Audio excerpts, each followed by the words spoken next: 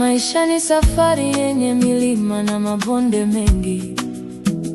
Huwezi tembea peke yako kafika mwisho wa safari. Leo unajiona una nguvu na mali tele mikononi, lakini kumbuka binadamu ni viumbe wa kutegemeana. Mtu ni watu, usitenge nafsi yako na wenzio. Upendo ndio nguzo inayotushika sote tusianguke. Mtu ni watu, usitenge nafsi yako na wenzio. Upendo ndio nguzo inayotushika sote tusianguke. Ukijenga ukuta wa kiburi kuzunguka moyo wako, utajikuta peke yako siku ya dhoruba na upepo.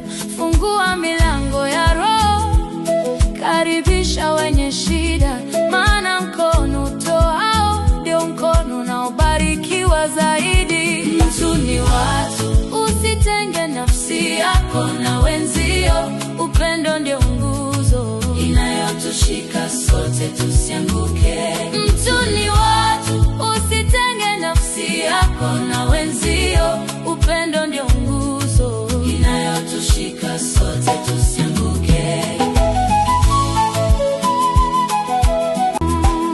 Mali hupita kama kivuli cha mchana kinavyotoweka, lakini wema uliofanya unabaki kuwa kumbukumbu. Usiwadharau wadogo kwa sababu ya cheo chako leo.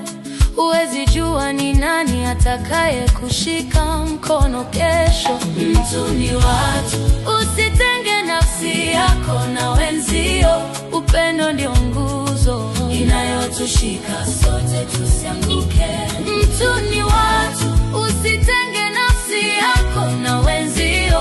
Upendo ndio nguzo inayotushika sote tusianguke. Tabasamu lako moja linaweza kuokoa roho iliyokata tamaa.